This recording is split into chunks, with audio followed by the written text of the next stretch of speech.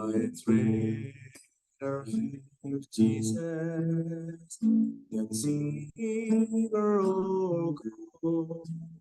I'd rather be sad as rich as I'm poor. I'd rather have Jesus than houses or land. Yes, I'd rather be glad. I stand respect and to be the king of a face domain and be happy that's way. I'd rather have Jesus than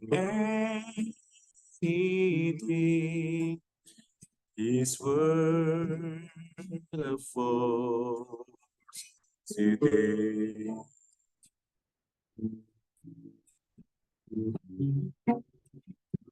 Memilih Yesus dari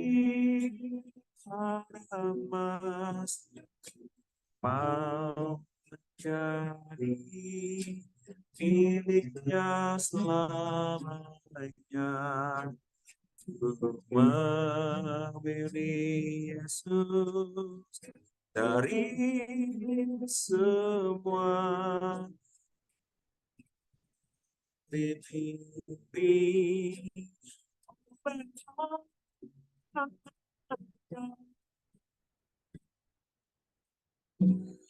walau menjadi raja di dunia atau di jengkal dosa, ku memilih Yesus dari semua yang ada di dunia. Walau menjadi di dunia atau di jengkal dosa, memilih Yesus dari semua yang ada di dunia,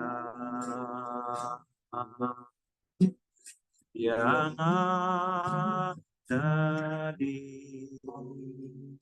dunia.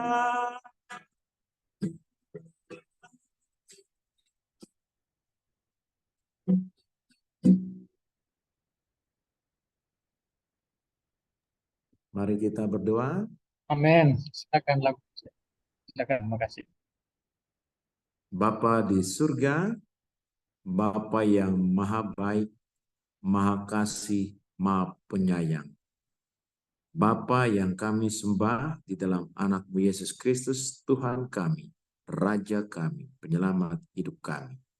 Terima kasih Tuhan, oleh karena Engkau begitu baik. Engkau telah memelihara dan menjaga kehidupan kami sepanjang hari-hari pekerjaan kami. Dan kami sudah memasuki Sabat Tuhan yang suci.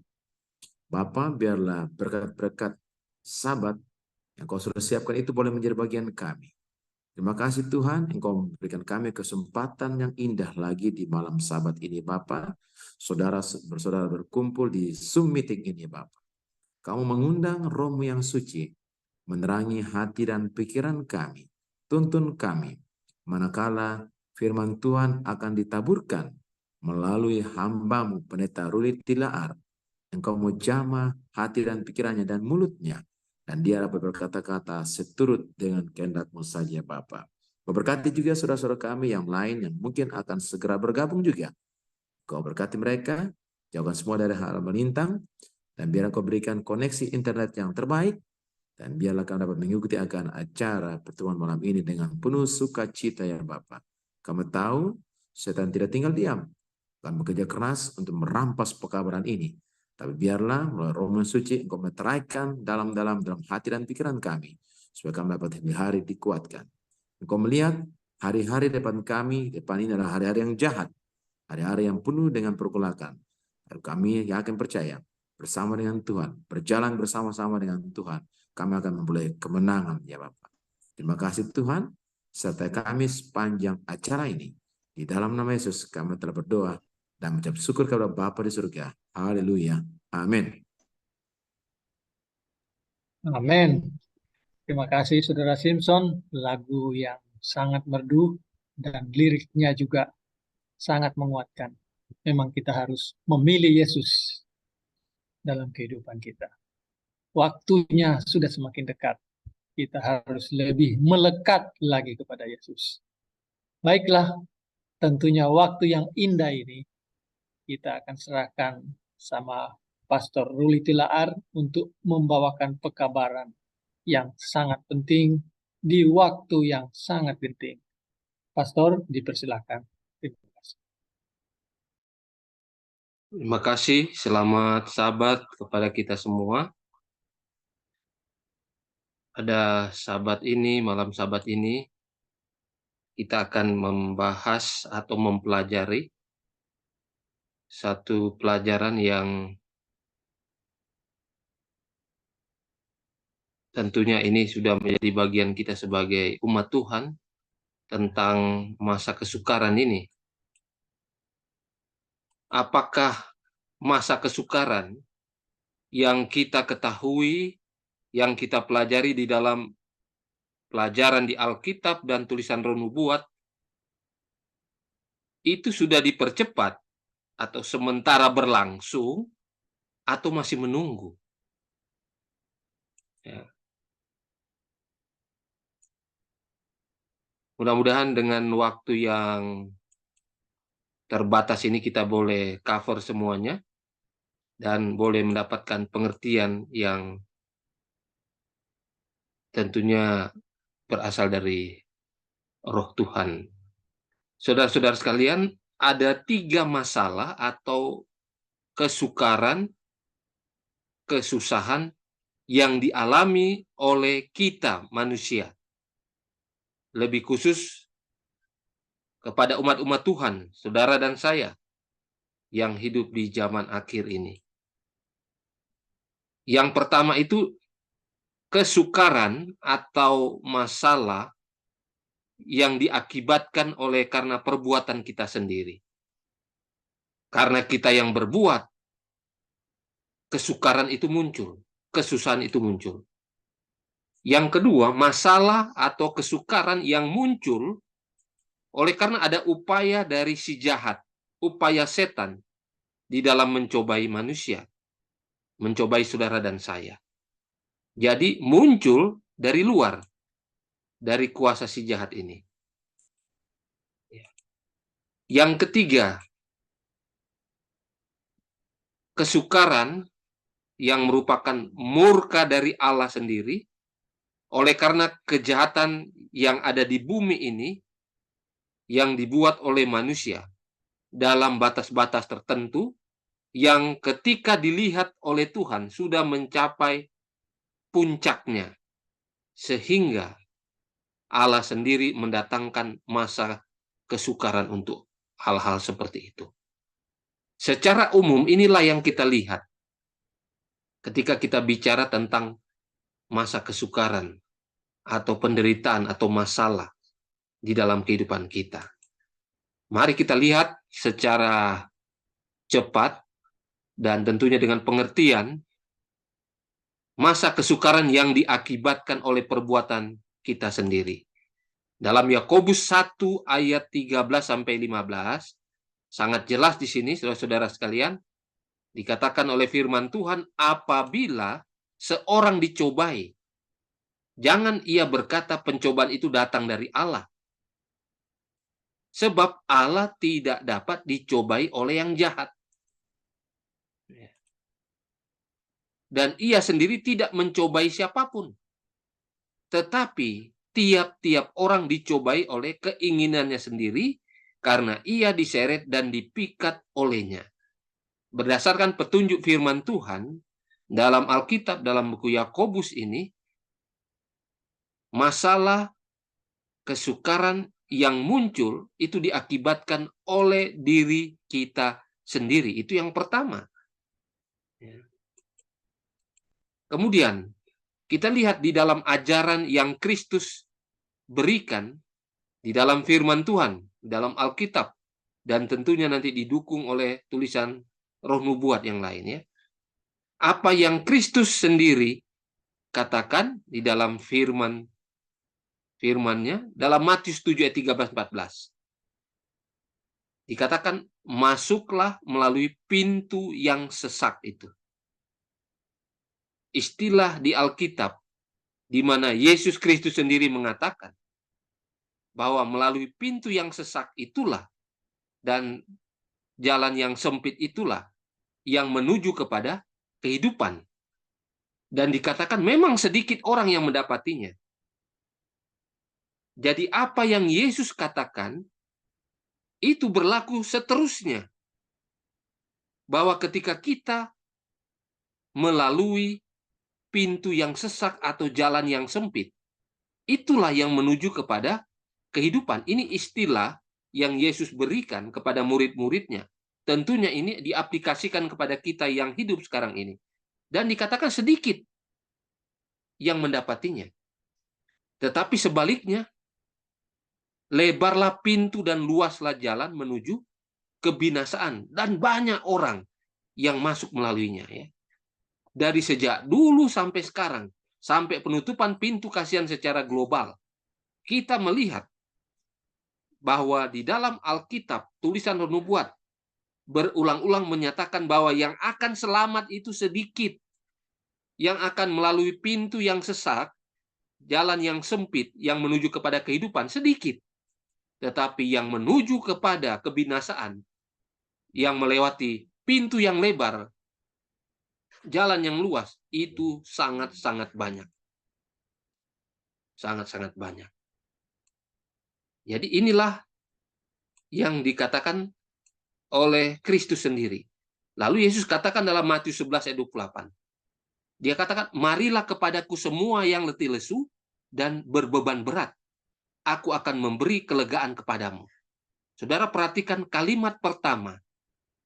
Yesus mengatakan bahwa kita sebagai umat-umat Tuhan, sebagai anak-anaknya, sebagai manusia secara umum juga, akan menghadapi setiap saat beban-beban yang berat. Akan kecapean, keletihan karena beban yang berat. Oleh karena itu Yesus katakan, datang kepadaku, aku yang akan memberikan kelegaan kepadamu. Tetapi di sini Yesus katakan, pikulah kuk yang kupasang.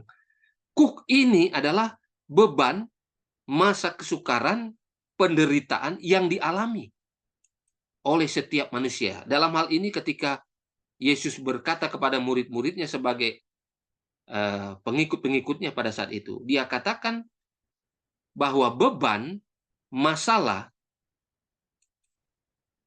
kesukaran yang dihadapi setiap saat itu adalah hal yang lumrah sebagai manusia dan sebagai umat-umat Tuhan. Yesus katakan pikul itu. Ya, pikul itu. Tetapi ketika kita menjalankannya, kita perlu memohon supaya Kristus mendampingi kita. Kristus ada di dalam diri kita agar kita dapat melewatinya, menghadapinya. Dikatakan dia akan berikan kelegaan kepada kita. Jadi omong kosong kalau kita pribadi lalu mengatakan kita bisa melewatinya. Saudara, tidak akan pernah. Firman Tuhan katakan, Yesus sendiri katakan, kalau kita punya beban, kita punya masalah yang adalah lumrah, setiap orang hadapi itu, apalagi sebagai umat Tuhan, kita harus pikul itu. Supaya ringan, supaya kita bisa menanggungnya, Yesus harus dilibatkan melalui Roh Kudusnya. Yesus katakan, belajar padaku karena aku lembah lembut, rendah hati, dan jiwamu nanti akan mendapat ketenangan. Belajar kepada Yesus. Bagaimana caranya dia menanggung beban itu, menanggung penderitaan, menanggung kesukaran di dalam kehidupannya. Secara pribadi, belajar. Lihat bagaimana caranya dia hadapi itu. Dan itu oleh karena kelemah lembutan dan kerendahan hati yang dimiliki oleh Kristus, intinya seperti itu. Inilah ajaran yang Kristus bawakan. Dalam 2 Timotius 3:12 katakan kepada umat-umat Tuhan bahwa setiap orang yang mau hidup beribadah dalam Kristus Yesus akan menderita aniaya.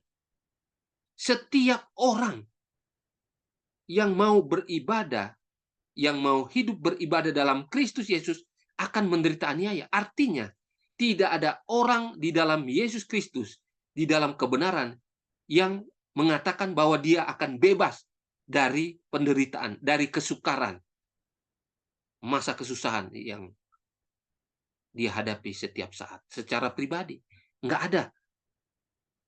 Jadi kalau memang kita benar-benar beribadah di dalam Kristus, siap menghadapi penderitaan itu, masa kesukaran itu. Dan itu dikatakan oleh Yesus sendiri, itu memang diberikan kepada kita. Pikul saja masalah itu, pikul saja salib itu, penderitaan itu, kesukaran itu. Karena apa? Kita lihat ayat selanjutnya. Ya, dalam teologi masa kesukaran. Di dalam 1 Korintus 10 ayat 13, Rasul Paulus katakan bahwa kita menghadapi cobaan itu adalah apa? Alamiah. Alamiah artinya itu setiap saat memang ada. Makanya Yesus katakan kita pikul itu. Ya, itu diberikan kepada kita untuk kita pikul. Tetapi bukan sekedar saja kita memikul, itu tidak ada manfaatnya. Ya. Pencobaan yang diberikan juga kepada kita yang alami itu biasa. Karena apa? Dibilang biasa? Karena Tuhan tidak pernah akan membiarkan saudara dan saya menghadapi masa kesukaran itu, pencobaan itu, melebihi kemampuan yang dimiliki oleh kita masing-masing. Nah, kemampuan kita ini berdasarkan pengetahuan kebenaran. Itulah yang akan menjadi iman kita menghadapi masalah. Jadi, tentunya berbeda-beda, saudara dan saya. Ya.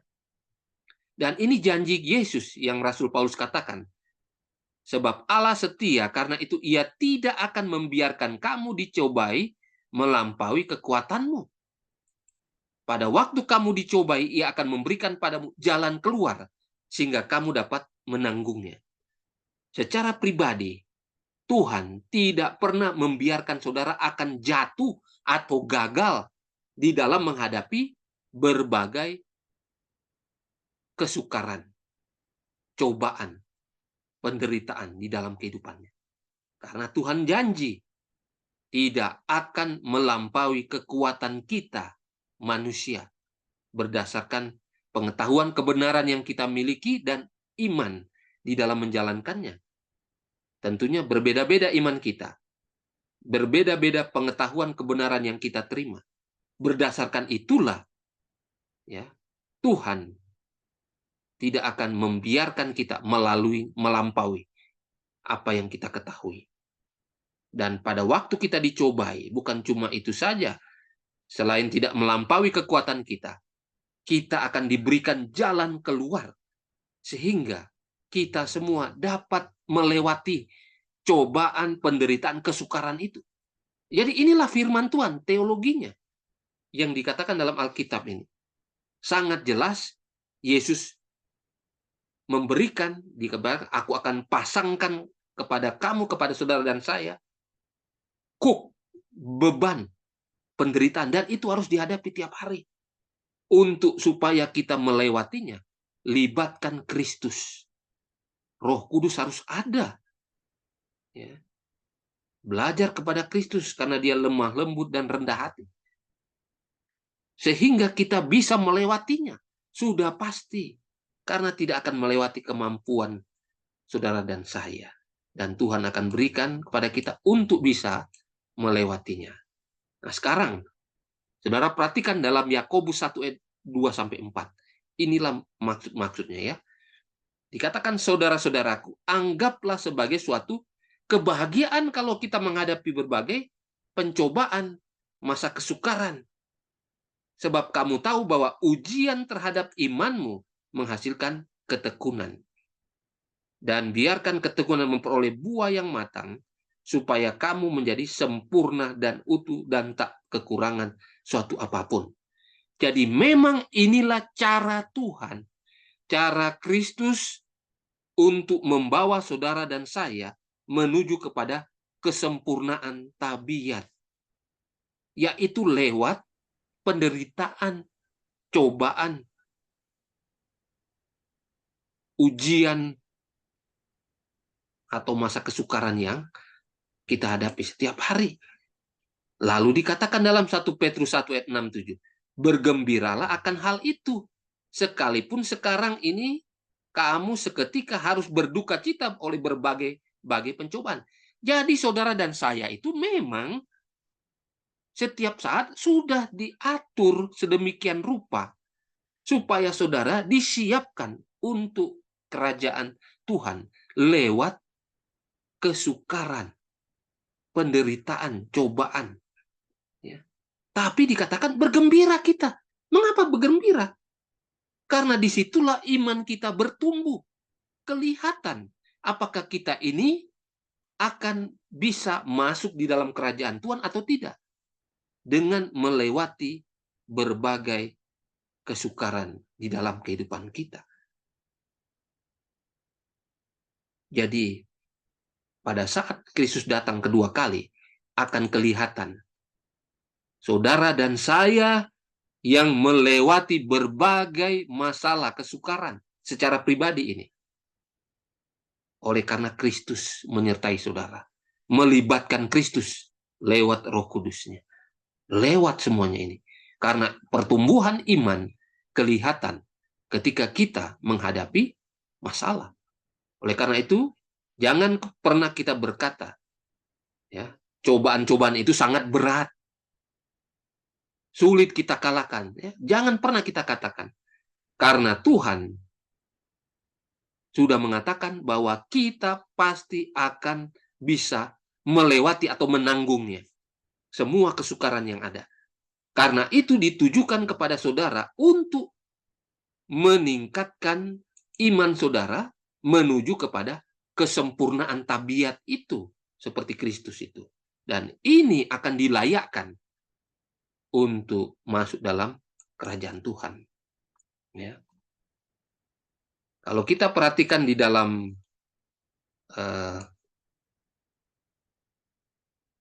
bagan di sini ya, kita melihat bahwa kita berada di tahun 2023. Ya. Ketika kita berbicara tentang masa kesukaran, di dalam pikiran kita, umumnya kita berbicara tentang masa kesukaran yang ada di depan. Menjelang undang-undang hari Minggu yang akan disahkan, yang akan dipaksakan, atau menjelang Sandelo, dan di dalam masa kesukaran awal, setelah undang-undang hari Minggu disahkan. Kemudian ada masa kesukaran besar. Dan di dalam masa kesukaran besar ini ada masa kepicikan Yakub. Yakob's trouble. Ya. Trouble. Jadi ini yang kita perhatikan. Dan tentunya kita lebih fokus kepada yang dimaksudkan ini. Ya. Nah, saudara-saudara sekalian, di dalam satu tulisan Roh Nubuat mengatakan, ketika kita setiap hari dapat melewati masa kesukaran, penderitaan, cobaan yang datang, bahkan ada ujian terakhirnya yang kita hadapi setiap orang ya, setiap hari. Maka ini semua akan membawa kita, menyiapkan kita untuk masa kesukaran yang lebih besar, yaitu masa kesukaran awal setelah Sandelo disahkan, dan masa kesukaran besar ketika 7 malapetaka atau 7 kutuk dicurahkan. Jadi tidak sembarangan. Masa kesukaran itu, penderitaan itu, cobaan itu Tuhan izinkan saudara dan saya alami. Yesus katakan, pikul itu. Aku yang pasangkan kuk itu kepada saudara dan saya. Karena tujuannya adalah apa? Untuk kita bisa melewati, menghadapi masa kesukaran yang lebih besar di depan. Ketika kita berbicara tentang nubuatan, tentang umat-umat Tuhan di zaman akhir ini, maka konteksnya sangat tepat ketika itu dibicarakan saat ini. Ya, kita yakin bahwa kita berada di akhir dari sejarah dunia, ya, penghujung sejarah dunia yang tidak beberapa lama lagi kita akan mengakhiri sejarah dunia ini. Oleh karena itu pelajaran tentang masa kesukaran yang di depan itu perlu kita pelajari. Kita sudah dahului dengan masa kesukaran secara pribadi tadi. Apa yang harus kita alami, apa yang Yesus katakan, dan apa yang firman Tuhan, Alkitab katakan tentang masa kesukaran, atau istilahnya pencobaan, ujian, penderitaan yang dialami oleh masing-masing kita sekarang. Mari kita lihat sebagai umat sisa di zaman akhir ini, kita melihat masa kesukaran yang terjadi di depan. Ya. Di dalam Testimonies jilid 8, 298, dalam tulisan Roh Nubuat berkata, masa kesukaran ada di depan kita. Maka kita harus mengikuti petunjuk-petunjuk yang diberikan melalui Roh Nubuat. Saudara-saudara, kita ini anggota SDA, umat sisa di zaman akhir. Tulisan Roh Nubuat itu diberikan untuk saudara dan saya. Sekarang bukan orang-orang dulu, sebelum Sister White ada. Bukan. Tapi setelah Sister White sampai sekarang ini, tulisan Roh Nubuat itu ditujukan kepada saudara dan saya sebagai anggota GMAHK. Sekali lagi, kalau ada saudara kita yang rindu mempelajari tulisan Roh Nubuat ini, ada Alfa dan Omega jilid 1-8, saudara boleh bagikan. Khususnya jilid 8, kemenangan akhir. Saudara boleh bagikan itu. Karena ini mengantisipasi masa-masa yang sukar di depan kita. Petunjuk-petunjuk diberikan di dalam tulisan Roh Nubuat ini. Ya.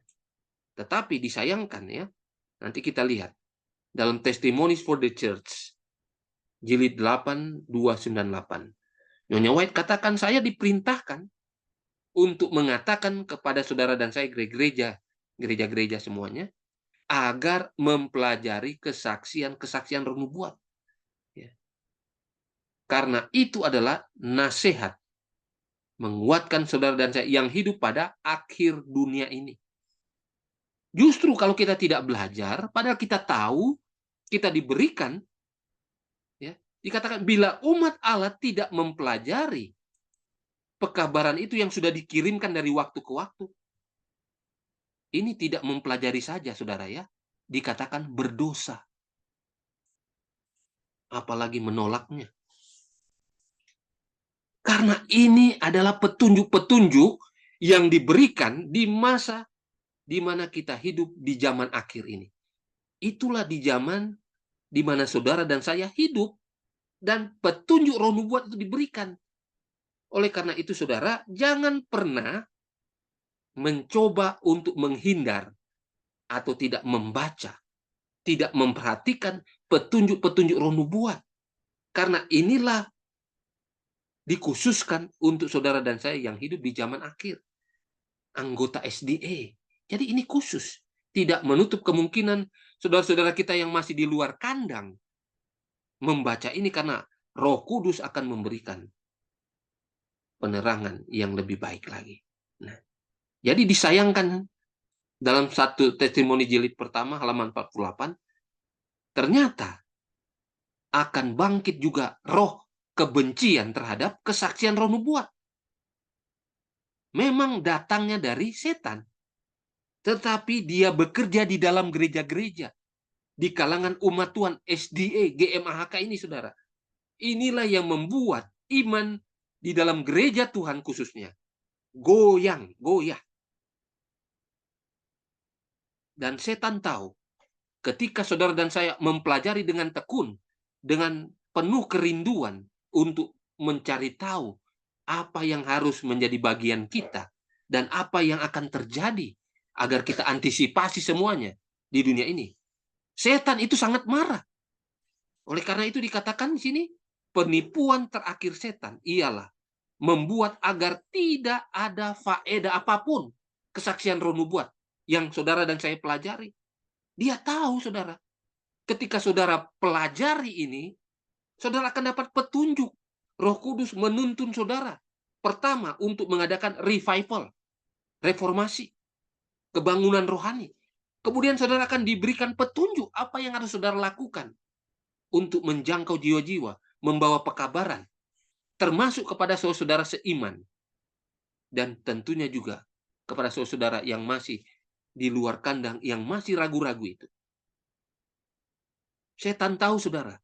Oleh karena itu, roh kebencian terhadap kesaksian roh nubuat itu akan sangat dahsyat, hebat. Dan gereja-gereja kita, umat-umat Tuhan di dalam gereja akan tergoncang imannya. Karena apa? Karena yang memberitahukan adalah orang-orang juga yang apa? Yang biasa berkhotbah, orang-orang yang biasa memberikan nasihat dan lain sebagainya. Karena setan menggunakan orang-orang yang seperti itu. Apakah para hamba Tuhan, tua-tua, semua digunakan. Karena penipuan terakhir setan ini, dia akan membuat tulisan roh nubuat ini tidak ada faedahnya, saudara. Itu yang perlu kita ketahui. Sekarang mari kita perhatikan. Kita sebagai anggota SDA, Laodikia. Ya, ada beberapa anggota mengatakan, jangan terlalu keras bicara. Lembut saja. Saudara-saudara sekalian, saudara dan saya di dalam keadaan tertidur. Tertidur. Sebagaimana dua kelompok anak darah atau gadis. Satu bodoh, satu bijaksana. Sama-sama tertidur. Jadi pelajaran-pelajaran yang membuat lebih tertidur, itu disenangi oleh setan. Laodikia ini, saudara, suam-suam kukunya sudah keterlaluan. Oleh karena itu dalam Wahyu 3 ayat 19 katakan, ini untuk Laodikia, di mana saudara dan saya sebagai anggotanya. Barang siapa kukasihi, jadi Kristus masih mengasihi saudara dan saya sebagai jemaat nubuatan di zaman akhir ini. Jemaat yang terakhir, periode terakhir. Barang siapa kukasih, ia kutegur dan kuhajar. Jadi ini pekabaran untuk Laodikia. Bukan lembut lagi. Karena kita dikatakan sudah sama dengan dunia. Nggak ada bedanya lagi dalam tulisan roh nubuat yang lain. Dia perlu tegur, perlu hajar. Kalau ditegur nggak mempan, dihajar lagi. Tetapi maksud dari Kristus sendiri, agar kita bertobat, diselamatkan, keluar dari keadaan suam-suam kuku itu. Yang membuat apa? Tuhan murka. Tidak menyelamatkan kita. Karena kita tidak panas, tidak dingin. Suam-suam kuku. Dengan keadaan ini, saudara-saudara sekalian, jangan kita merasa bangga, walaupun kita dinubuatkan. Tetapi kita harus keluar dari sifat yang akan membawa kita kepada kebinasaan ini. Terus-menerus. Yesus katakan, aku akan memuntahkan engkau dari mulutku. Kalau terus-menerus dalam keadaan seperti itu. Ya. Kita ini Laodikia, saudara. Sudah tertidur. Walaupun ada dua kelompok tertidur. Yang bijaksana dan yang bodoh. Testimoni jilid 9, 228. Kasih Allah terhadap gerejanya tidak terbatas. Pemeliharaannya atas pusakanya tidak pernah berhenti. Ia tidak membiarkan kesusahan menimpa gereja kecuali yang diperlukan demi pemurnian. Jadi gereja secara umum, di mana saudara dan saya sebagai anggota gereja SDA ini, ya, saudara akan merasakan kesusahan. Dan kesusahan ini adalah pemurnian, pengudusan. agar didapatkan siapa-siapa yang benar-benar gandum itu, siapa-siapa yang siap untuk kerajaan Tuhan itu. Jadi dikatakan segala yang ditimpakan Allah atau Kristus ke atas gereja adalah sebagai ujian dan cobaan agar umatnya bisa mendapatkan kesalehan yang lebih dalam dan kekuatan lebih besar, ya, untuk membawakan kemenangan kayu salib ke seluruh penjuru dunia. Jadi gereja harus dimurnikan lewat kesukaran, kesusahan, agar kelihatan siapa yang layak untuk dipakai. Setelah kesalehan itu kelihatan di dalam pemurnian, di dalam penggoncangan, lewat kesusahan, penderitaan yang ada, maka gereja ini, yaitu orang-orangnya yang sudah kelihatan, yang dimurnikan ini, mereka digunakan untuk menjangkau jiwa-jiwa yang lain keluar. Ya. Selanjutnya dalam Testimoni jilid 3, 115, penderitaan, beban, godaan, pertentangan, berbagai ujian yang kita alami. Ini semua sarana Allah untuk memurnikan saudara dan saya, menyucikan saudara dan saya, dan melayakkan kita semua untuk lumbung semawi, untuk kerajaan Tuhan. Jangan pernah ada yang mengatakan, mari kita keluar dari cobaan ini, dari penderitaan ini. Saudara, selagi saudara dan saya masih hidup, maka penderitaan, beban, kesukaran, ujian akan selalu dialami oleh saudara dan saya. Dan ini memang caranya Tuhan untuk menguduskan kita, menyucikan kita, agar kita layak untuk kerajaan surga. Jadi seringkali pemurnian itu harus datang dari pertama di lingkungan keluarga. Suami istri harus gontok-gontokan, berdebat, ya, kelihatannya ribut, tetapi disitulah kita apa? Sementara digodok untuk dimurnikan, dikuduskan. Siapa yang lemah lembut, siapa yang rendah hati, kelihatan di sana. Tulisan Roh Nubuat lain mengatakan, di dalam krisislah tabiat itu akan kelihatan. Kalau diam-diam saja, tenang-tenang saja, semua kelihatan baik. Tetapi ketika krisis, ketika masalah, ketika kesukaran itu menimpa saudara dan saya, kelihatan saudara. Saudara ini punya karakter, punya tabiat itu seperti Kristus atau tidak.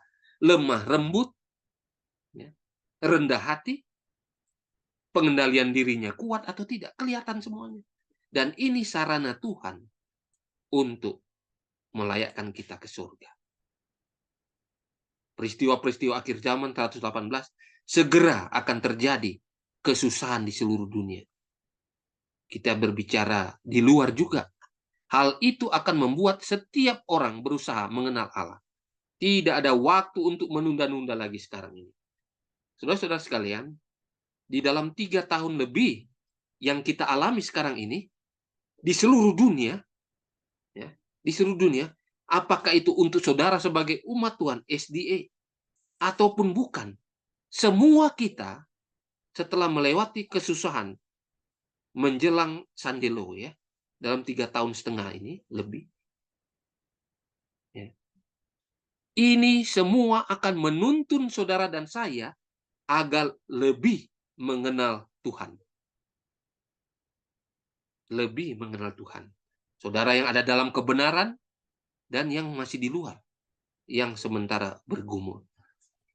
Maksud dari masa kesukaran yang ada, supaya orang lebih mengenal Tuhan, supaya saudara dan saya lebih khusyuk, ya, bertobat, mengadakan reformasi, agar kita semua menuju kepada keselamatan, ya. Dalam tulisan Roh Nubuat ini berbicara tentang kuasa selera, saudara. Ya. Testimoni jilid 3 halaman 491-492. Ternyata selera ini, saudara, yang menguasai kita itu banyak menghancurkan jiwa, banyak menghancurkan ribuan orang, bukan cuma ribuan, jutaan, bahkan miliaran. Ya. Mereka akan memiliki kuasa moral untuk memperoleh kemenangan ketika dapat mengalahkan masalah selera. Cobaan dalam hal selera di zaman akhir ini menjadi semakin kuat, semakin sulit untuk dikalahkan. Ketika kita berbicara masa kesukaran, penderitaan saudara di zaman akhir ini, ternyata selera ini adalah kesusahan, kesukaran khusus. Bahkan ini adalah ujung tombak saudara bisa terus menuju kekekalan atau tidak. Saudara harus menang di dalam masalah selera. Ya. Reformasi kesehatan.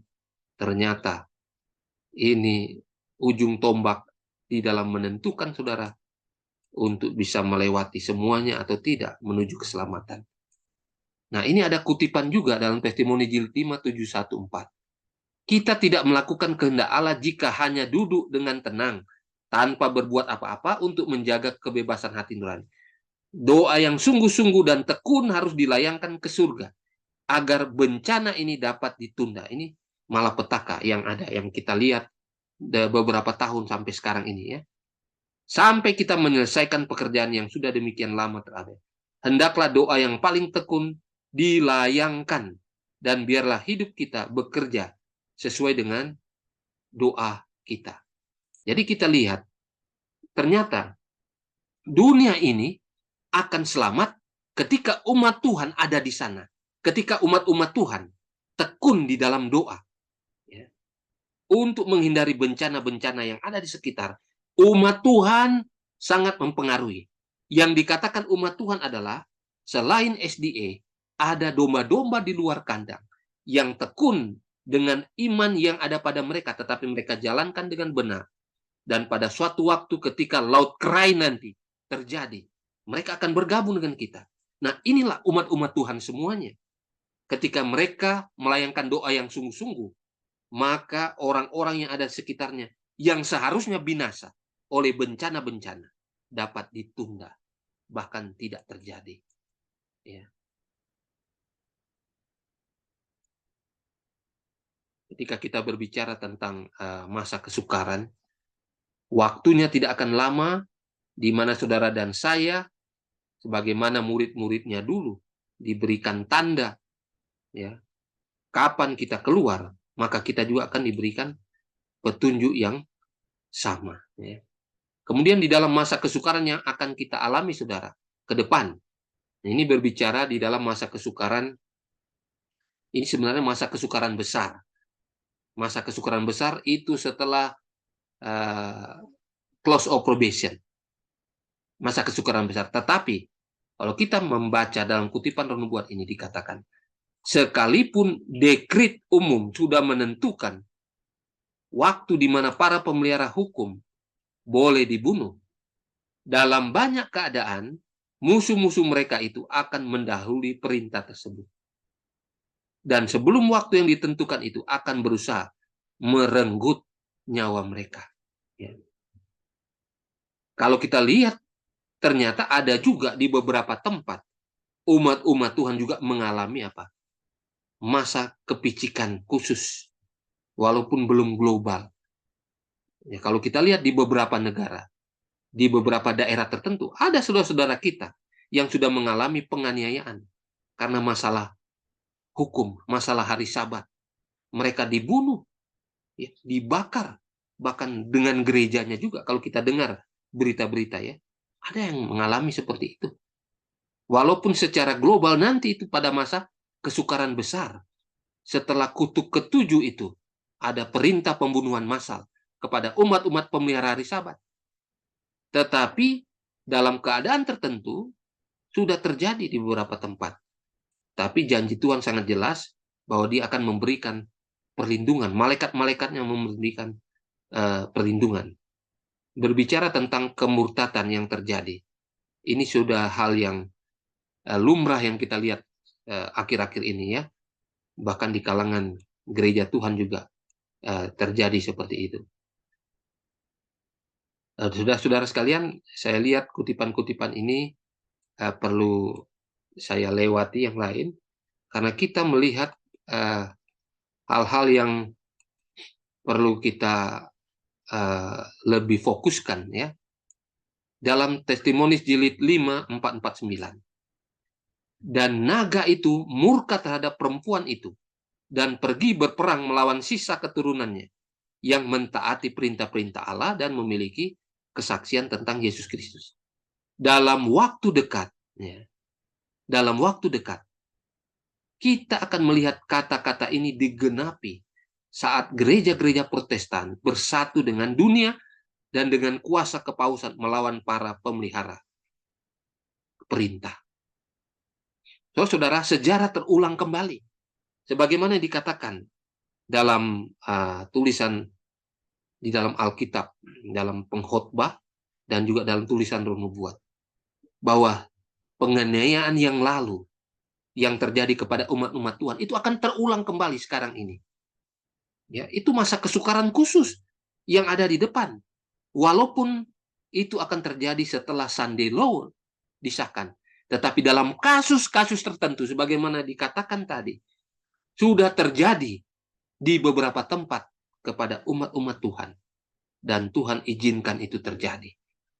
Nah, dikatakan dalam waktu dekat juga kita akan melihat bagaimana penganiayaan masa lalu yang terjadi akan terulang ketika terjadi persatuan gereja-gereja Protestan ya, dengan kuasa kepausan ya, untuk melawan para pemelihara hari Sabat. Ya, kita lihat semua di situ ya. Penganiayaan umat Protestan oleh penganut Roma, dengan mana agama Yesus Kristus nyaris punah, akan lebih gawat lagi bila Protestan dan kepausan bersatu akan menyerang ya umat-umat Tuhan. Dan itu yang lalu diulangi lagi sekarang. Yang lalu saja sudah demikian hebat, apalagi ketika gabungan Protestanisme dan kepausan ini yang akan melawan, menganiaya umat-umat Tuhan pemelihara 10 hukum yang benar. Dalam Selected Messages jilid 2, 380, semua orang yang tidak mau tunduk kepada perintah Kongres dan mentaati undang-undang nasional, meninggikan Sabat ciptaan manusia durhaka, untuk menghina hari kudus Allah, akan merasakan penindasan, bukan saja dari kuasa kepausan, tetapi dunia Protestan, patung binatang itu. Ya. Jadi kita lihat, saudara-saudara, ketika Amerika Serikat ya, mengesahkan undang-undang hari Minggu nantinya, di mana Kongres itu yang akan bersidang dan mengesahkan, dan itu dikatakan dalam tulisan Nubuat, peristiwa itu tengah malam. Tengah malam artinya darurat. Orang lagi tidur. Kalau kita di Indonesia, di Asia, sudah siang, pagi atau siang. Sehingga kita beraktivitas. Dan ketika undang-undang hari Minggu disahkan, di Amerika Serikat itu tengah malam. Nggak ada yang tahu. Dan undang-undang hari Minggu ini, ya, yang akan dipaksakan, ini akan membawa masa kesukaran awal dan terus masa kesukaran besar bagi pemelihara Sabat sejati, pemelihara 10 hukum Tuhan. Dan itu dilakukan oleh patung binatang. Ya, salah satu patung binatang yang kita sudah pelajari adalah dunia Protestan. Dan patung binatang ini juga lembaga-lembaga keuangan, lembaga-lembaga dunia, ya, dan seterusnya, yang merupakan kaki tangan dari binatang yang pertama dalam Wahyu pasal 13 ini. Ini semua. Ya. Dan kalau saudara perhatikan sekarang di Amerika Serikat, ya, sementara digodok suatu aturan undang-undang yang saya yakin itu mengarah kepada Sunday Law. Jadi undang-undang sekarang untuk memerintahkan kepada seluruh warga Amerika Serikat untuk menerima, dipaksakan ini, menerima identitas digital, di mana akan dimasukkan di dahi dan juga di tangan kanan. Ini sudah diundang-undangkan dan akan dipaksa. Sebenarnya di belakangnya adalah apa? Pemeliharaan hari Minggu yang akan dipaksakan. Kita sudah lihat ya. Lalu dikatakan bila mana bangsa kita, ini kata Nyonya White Amerika Serikat ya, akan meninggalkan prinsip pemerintahannya guna menjalankan undang-undang hari Minggu, maka paham Protestan dalam hal ini akan bersalaman dengan kepausan. Itu gabungan itu yang akan memaksakan, yang akan membuat masa kesukaran terjadi kepada umat-umat Tuhan. Dalam Kemenangan akhir 666, ya, halaman yang pertama. Tuhan senang akan kemurahan. Dan demi beberapa orang yang benar-benar melayani dia, dia menahan malapetaka, memperpanjang ketenangan orang banyak. Tadi ada kutipan di awal, kita sudah baca, dan ini yang mempertegas, lebih tegas lagi. Bagaimana Tuhan akan memberikan kelonggaran, ketenangan kepada orang-orang di sekitar, ketika umat-umat Tuhan yang benar ini ada di sekitar mereka. Malapetaka akan dipending, ditunda, bahkan tidak dijalankan karena ada umat-umat yang benar, umat-umat Tuhan. Sangat sedikit orang-orang yang berdosa kepada Allah menyadari bahwa sebenarnya mereka berhutang nyawa kepada orang-orang yang setia, yang mereka cemooh dan tindas seenaknya. Jadi oleh karena orang-orang benar yang ada di sekitar orang-orang jahat yang senang mencemooh, menindas orang-orang benar ini, padahal orang-orang benar yang ada di sekitar mereka, oleh karena mereka lah malapetaka itu ditahan, tidak terjadi. Dan orang-orang banyak di sekitarnya merasakan ketenangan karena ada umat-umat Tuhan yang benar. Jadi walaupun masa kesukaran ada, ya, walaupun masa kesukaran ada, Tuhan mau juga menyelamatkan orang-orang berdosa yang ada di sekitar.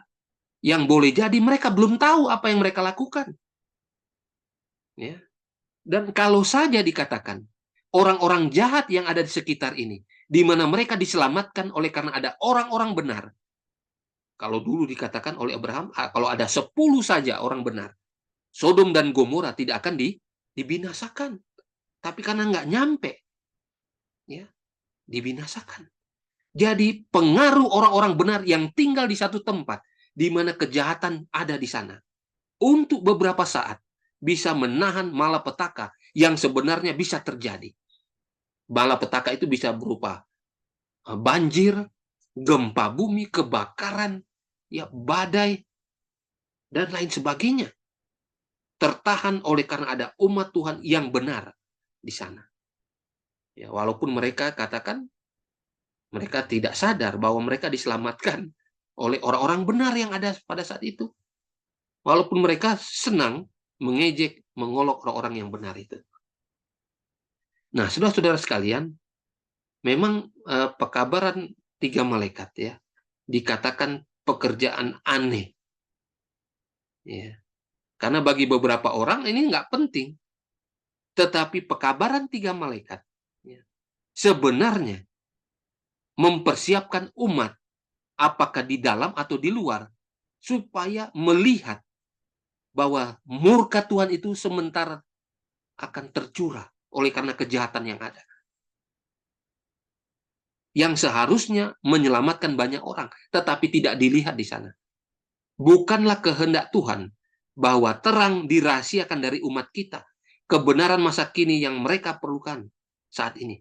Tidak semua pelayan kita yang menyampaikan pekabaran malaikat ketiga benar-benar memahami apa yang dimaksud dengan pekabaran itu. Jadi maksudnya adalah, saudara, pekabaran 3 malaikat yang benar-benar tegas, nyaring, dan membuat orang mungkin telinganya merasa apa? Tidak nyaman mendengarkannya, tetapi menyelamatkan mereka. Dan itu yang harus terjadi sekarang ini.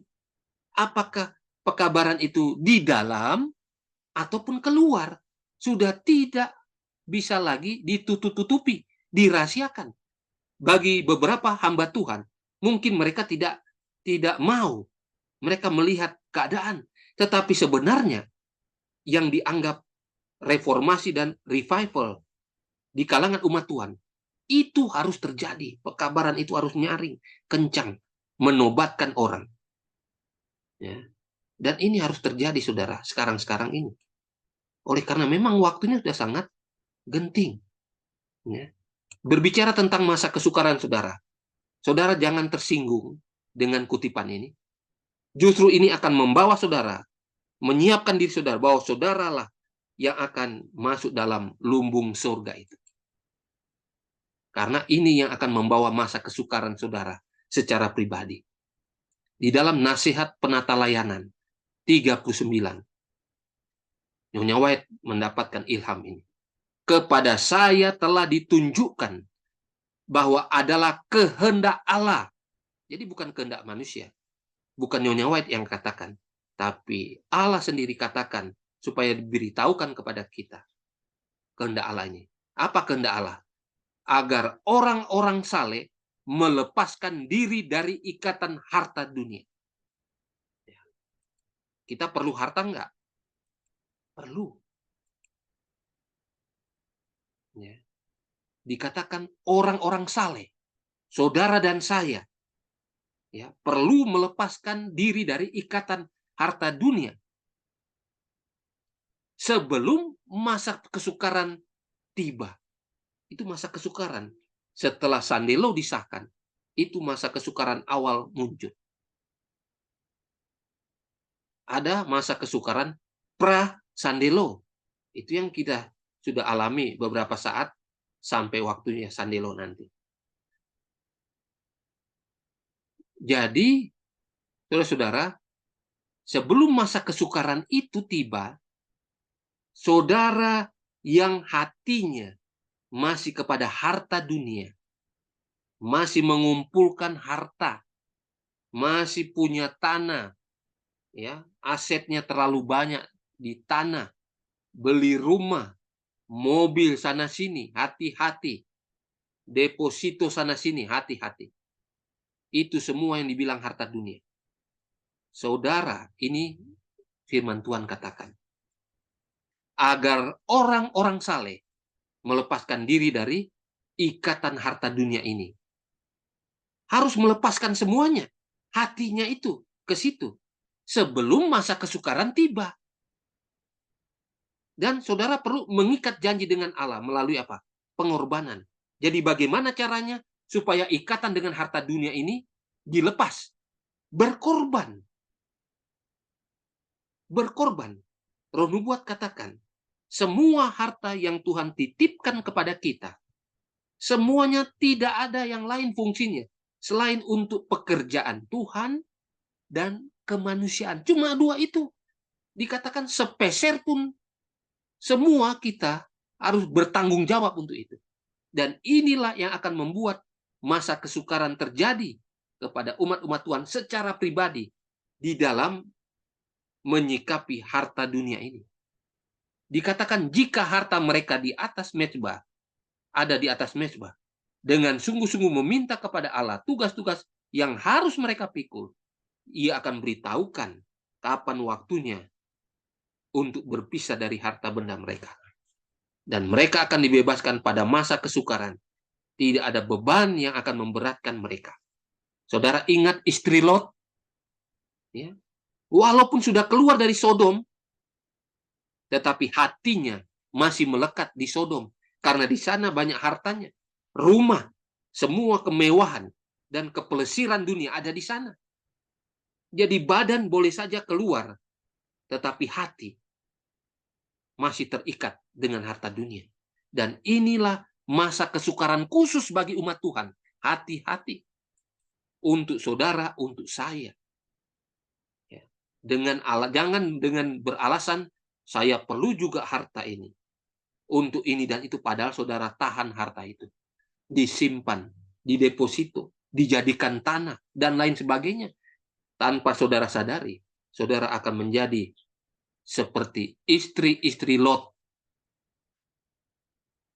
yang dikatakan oleh firman Tuhan, di mana hartamu, di situ hatimu. Firman Tuhan tidak salah.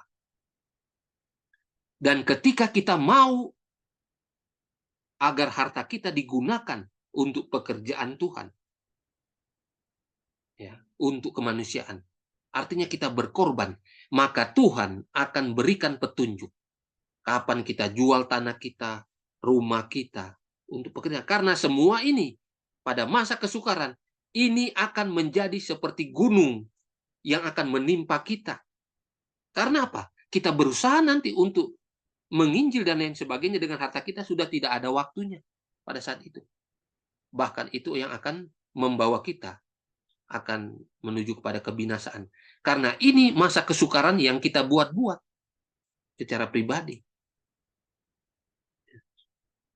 Ketika kemerosotan dan bahaya mengancam gereja, akan ada lebih banyak doa, lebih banyak puasa oleh segelintir orang-orang yang beriman, dan Tuhan akan menjawab doa-doa yang dipanjatkan kepadanya dengan tulus, dan pada saat yang sama dia akan tampil sebagai pembalas karena dosa-dosanya. Jadi seharusnya kita yang sudah melihat nubuatan yang terjadi saat ini, penggenapan yang ada, harusnya kita apa? Sudah lebih banyak waktu bersama Tuhan, belajar Alkitab, meditasi, berdoa, puasa. Maka Tuhan akan menuntun kita untuk apa yang harus kita lakukan selanjutnya. Ya, bahkan dia akan berikan petunjuk, oh harta kita bagikan untuk penginjilan. Ya, untuk hal-hal yang berbau kemanusiaan. Berkorban lebih banyak. Tuhan akan tunjukkan itu semua. Ya. Nah, kalau kita lihat ada banyak hal juga yang akan menyebabkan masa kesukaran itu, ya. Masalah buruh, serikat-serikat dagang, dan lain sebagainya. Lalu masalah makanan, ya, kebutuhan kita, juga masalah hari Sabat. Ini akan mendatangkan masa kesukaran. Pertama dari kita kepada kita, jemaat, dan juga menyeluruh secara global bagi umat-umat Tuhan. Ya.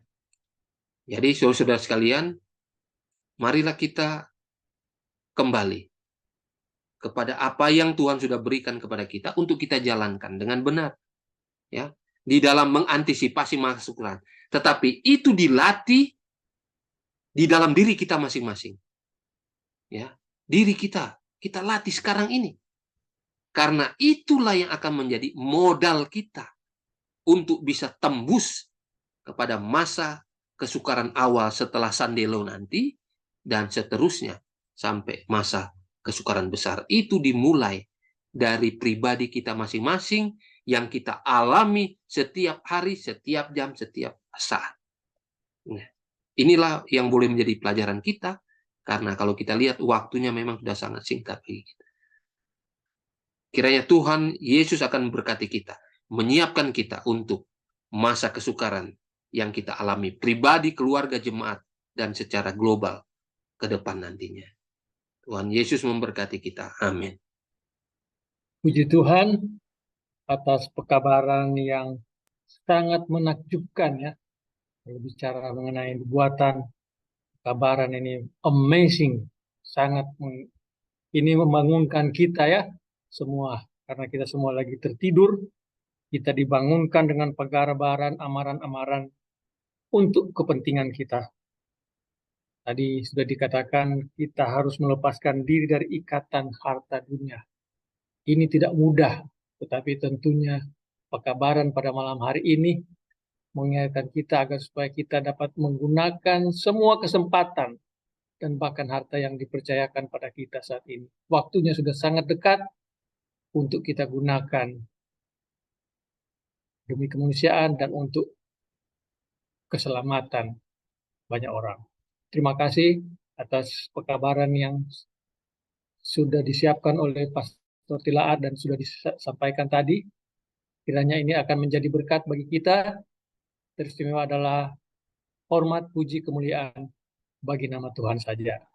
Saudara-saudara sekalian, ini kita akan tiba pada jam sesi tanya jawab.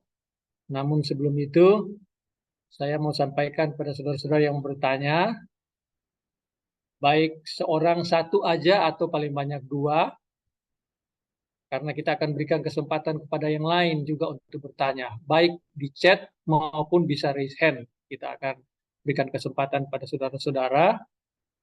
Pertanyaannya singkat saja, jelas, supaya kita dapat memahami bersama. Tapi sebelum kita masuk kepada sesi tanya jawab, saya mau pimpin saudara-saudara sekalian saat ini untuk kita sama.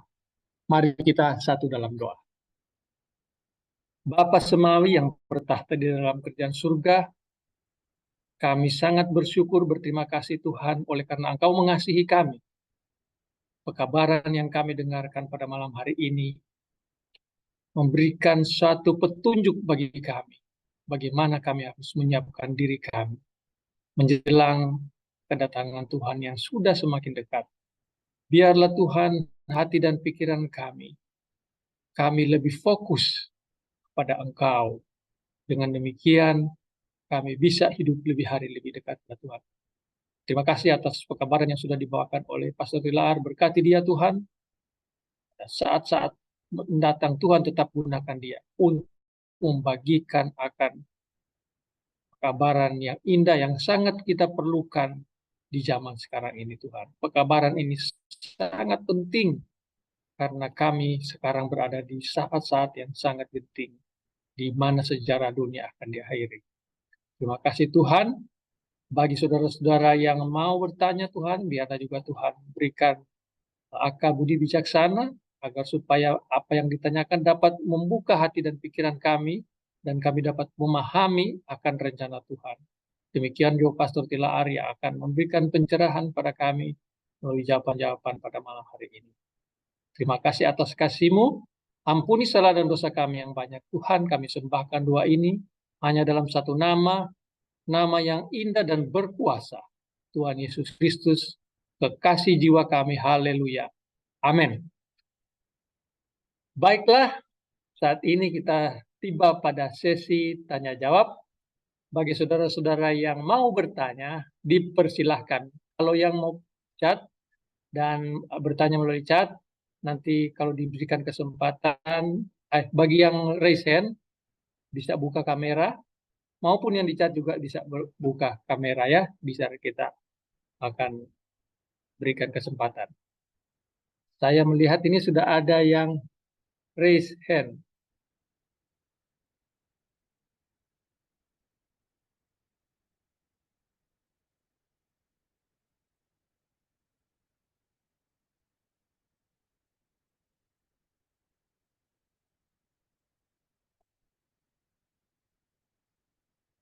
Mana tadi yang raise hand?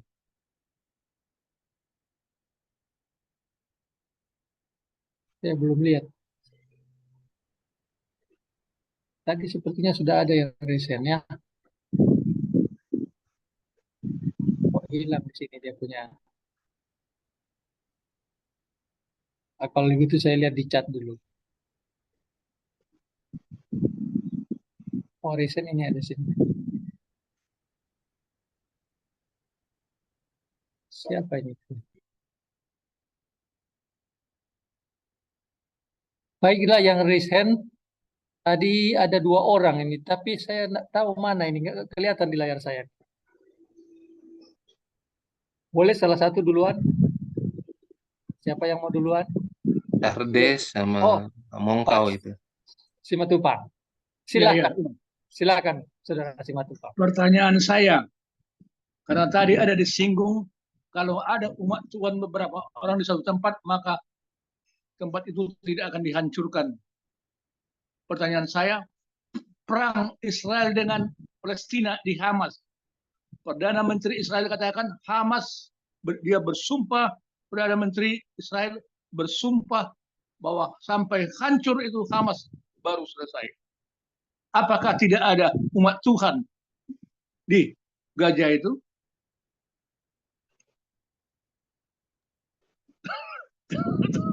Baik, Itu pertanyaan saya. silakan Pastor. Ya, tentunya kalau kita lihat umat Tuhan secara denominasi anggota SDA. Kalau di Israel kan ada satu gereja itu kan anggotanya 100 atau 200 anggota ya, ada di sana. Kalau di daerah-daerah sana, tentunya yang kita yakinkan adalah domba-domba yang di luar kandang itu juga umat Tuhan yang belum bergabung. Ada banyak ya. Jadi di beberapa tempat juga kita tidak bisa menghitung sekian banyak, tetapi ketika mereka itu jujur terhadap kebenaran yang mereka miliki dan mereka jalankan, sampai tiba seruan nyaring nanti mereka akan bergabung, mereka akan membantu orang-orang lain di sekitar itu untuk tetap berada dalam keamanan, kedamaian. Ya. Tetapi di beberapa tempat kalau kita lihat ada yang mati, binasa, dan lain sebagainya. Tentu umat-umat Tuhan yang dimaksud yang kita pelajari itu tidak ada di dekat situ.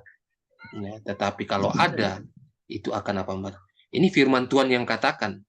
Ya, walaupun secara Alkitabiah dikatakan kalau ada 10 orang saja umat Tuhan, satu kota, ini kota loh, akan dipending malapetaka jika kota itu memang jahatnya sudah puncak untuk dituai oleh malapetaka. Tapi karena ada umat Tuhan, 10 saja aman untuk sementara. Untuk sementara. Kecuali umat-umat Tuhan ini bandel juga ya, ngikut juga binasa nantinya.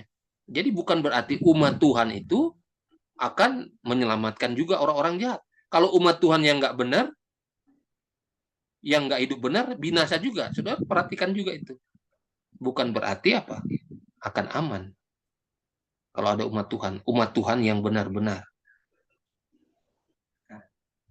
Jadi kalau kota-kota besar sekarang ini masih aman-aman saja, ya pasti ada umat Tuhan yang benar di sana. Ya, kita lihat banyak bencana, tapi anak umat Tuhan. Ya, maka berkumpullah saudara-saudara. Kalau saudara berada di satu tempat, kalau country living ada yang sebagainya, 10 orang atau 3-5 keluarga di sana akan menyelamatkan orang-orang sekitar ya.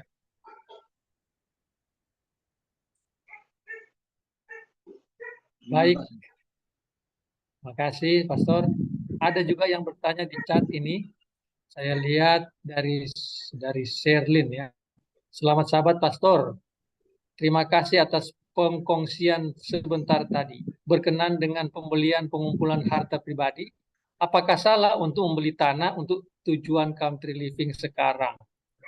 Apakah salah untuk pembelian tanah untuk country living sekarang? Silakan Pastor.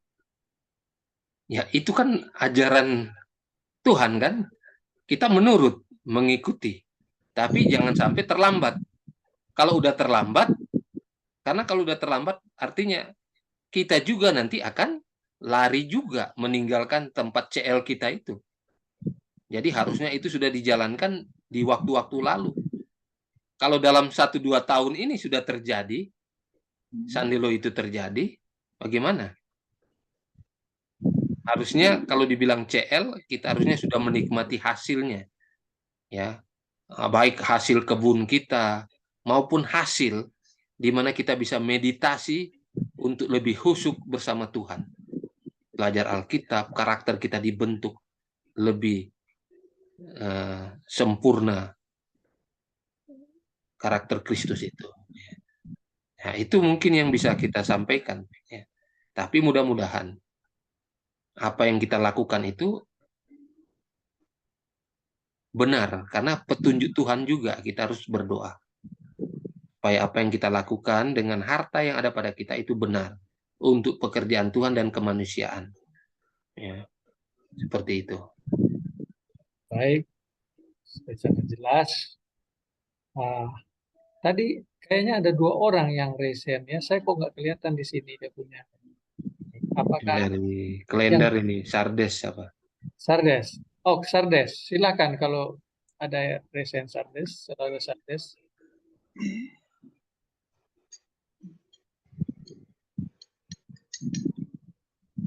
Silakan.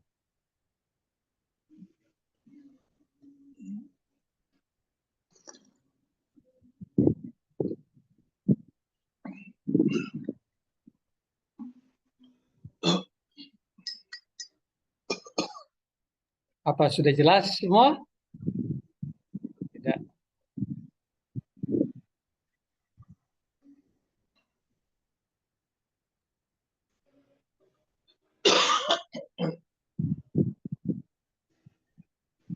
Masih ada lagi yang mau bertanya? Diberikan kesempatan. Tadi pelajarannya bagus sekali loh. Halo, Bukan malam. Selamat sobat. malam. Oh, malam. Silakan. Silakan. Ya ini sesuai dengan apa yang pendeta sampaikan tadi. Terima kasih pendeta. Materi yang sangat baik. Sesuai dengan Amsal 10 ayat 22, di situ dikatakan berkat Tuhanlah yang menjadikan kaya. Susah payah tidak akan menambahinya. Jadi tadi disampaikan tentang orang-orang yang punya harta. Bagaimana jika orang Advent yang memiliki harta ini, dan itu memang berasal dari Tuhan, Tuhan yang kasih. Ada orang lain di luar sana, mereka sudah susah payah untuk coba mau menimbun harta, tapi bisa kaya. Tetapi seperti apa yang pendeta sampaikan tadi, bahwa harta inilah yang jadi masalah untuk the remnant nanti.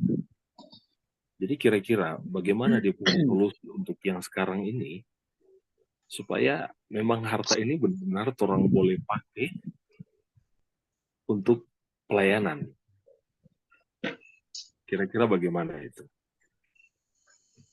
Terima kasih. Baik, terima kasih. Ya, terima kasih.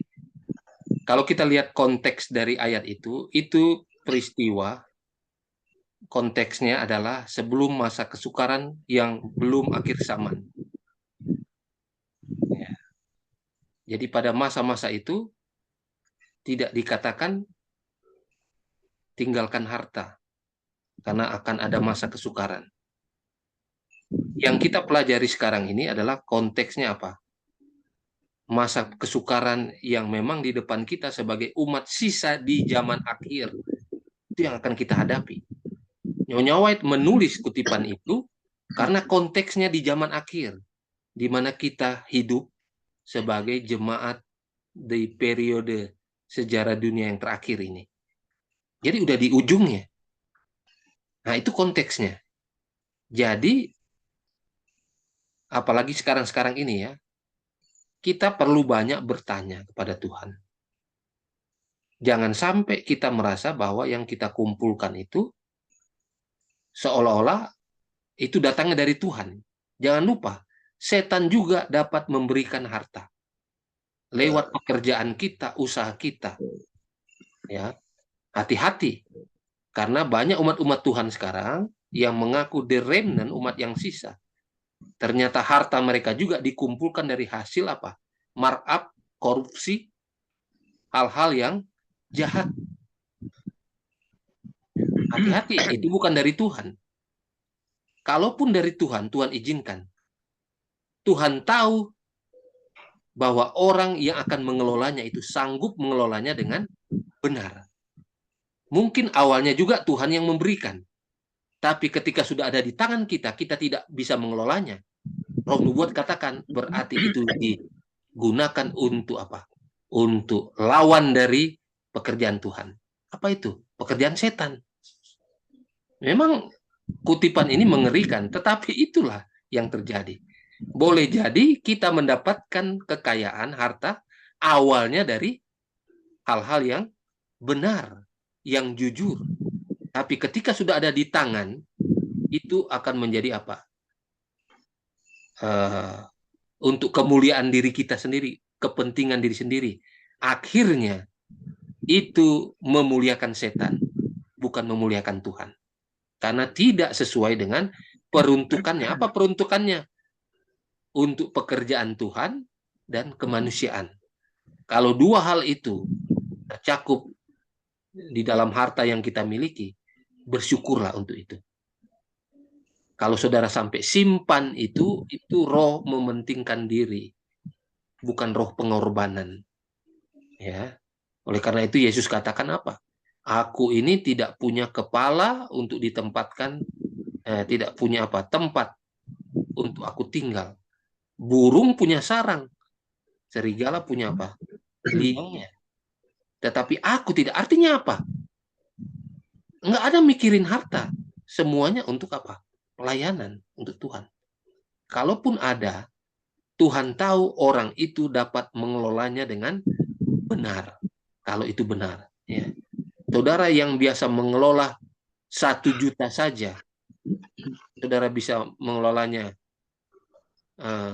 dengan benar, Tuhan bisa tambahkan 10 juta. Tapi kalau 1 juta saudara tidak bisa mengelolakan dengan benar, jangan saudara bermimpi minta 1 miliar. Saudara binasa. Kalau saudara lihat ada orang bisa kelola 1 miliar, 10 miliar, 100 miliar. Kok saya cuma 1 juta, 10 juta juga udah paling maksimal. Karena Tuhan tahu kalau saudara diberikan lebih dari itu, saudara akan murtad, binasa. Tuhan tidak izinkan saudara mengelolanya. Karena yang kecil saja tidak bisa dikelolanya. Nah, ini harus kita apa? Syukuri. Bukan kita merasa cemburu dengan orang-orang yang punya apa? Talenta mengelola harta mereka dengan benar. Kalau kita berbicara secara ideal, ya, kalau itu dari Tuhan. Ya. Ada orang-orang yang saya tahu, mereka diberikan jabatan dalam pekerjaannya. Tetapi akhirnya apa? Mereka korupsi di sana. Uangnya sampai bunyi-bunyi tenggo, triliunan. Tapi akhirnya apa? KPK bawa. Saya tahu anggota-anggota Advent, saya tahu. Akhirnya apa? Mempermalukan nama Tuhan. Walaupun harta yang mereka dapatkan itu, orang-orang yang dapatkan ini, seolah-olah untuk pekerjaan Tuhan. Tetapi dari 1 triliun yang digunakan cuma 1 miliar, 10 miliar. Yang banyak itu apa? Dibikin aset dan lain sebagainya. Akhirnya apa? Ujung-ujungnya setan yang dimuliakan, Tuhan dipermalukan. Jadi maksudnya, mari kita bertanya kepada Tuhan sekarang ini. Karena kita tahu posisi kita di zaman akhir. Ya. Minta petunjuk Tuhan. Tuhan, ini harta untuk apa? Kalau itu memang benar dari Tuhan, Tuhan akan berikan petunjuk. Untuk apa? Untuk pekerjaan Tuhan yang mana? Untuk kemanusiaan yang mana? Karena cuma 2 itu. Selain kebutuhan kita keluarga, pribadi dan keluarga. Yang lain nggak ada. Selain pekerjaan Tuhan. Itu yang dikatakan. Jadi kalau di luar dari itu untuk pelesiran, saudara akan bertanggung jawab. Sepeser pun itu. Saudara bertanggung jawab sebagai penata layan yang Tuhan berikan. Ya, mari kita bertanya. Karena kita sudah hidup di zaman akhir, kita tahu apa yang harus kita gunakan. Ya, banyak bertanya. Supaya Tuhan berikan jawaban. Kalau saudara tidak bertanya, maka saudara akan merasa aman-aman saja, padahal setan yang bergembira. Karena tidak menggunakan dengan benar apa yang Tuhan sudah berikan. Kita bicara konteks sekarang ya Pak Mungkau ya. Konteks sekarang, bukan konteks dulu. Konteks sekarang di zaman akhir, apa yang harus kita lakukan. Oke, terima kasih. Baik, terima kasih Pendeta. Memang relevan sekali dengan pelajaran tadi ya. Saya catat di sini, kita harus melepaskan diri dari ikatan harta dunia. Itu konteks yang sekarang. Baik, terima kasih. Kemudian saya lihat tadi ada Saudari Warlinda Naibaho dari Amerika. Mau bertanya, silakan. Saudari Thank you. Masalah kesukaran yang akan kita hadapi, apalagi kesukaran yang sangat terakhir lah ya. Saya pikir-pikir berarti kesukaran yang sangat sukar sekali, yang belum pernah terjadi ini adalah buatan setan gitu, atau memang itu hukuman yang dikasih Tuhan karena untuk akhir zaman ini gitu loh Pastor. Ya, masa kesukaran besar itu untuk orang jahat dan agen-agennya ya. Tapi berdampak kepada umat Tuhan. Umat Tuhan kan dikejar-kejar, lari. Kalau masa kesukaran besar. Kalau kesukaran awal setelah Sandelo itu disahkan, ya, sama juga dampaknya kan dua. Tapi untuk umat-umat Tuhan memang kita akan menjadi sasaran. Jadi sasaran. Jadi masa kesukaran itu terjadi untuk kita umat Tuhan dan juga di luar sana. Tapi kalau masa kesukaran besar, itu murka Allah yang turun sukarannya untuk satu kejahatan atau orang-orang jahat yang sudah puncaknya harus dieksekusi. Tetapi dampaknya kepada kita, umat-umat Tuhan harus lari, dikejar-kejar. Tapi itu juga, Roh Nubuat katakan, saya juga heran, Roh Nubuat katakan, itu juga untuk pemurnian terakhir tabiat.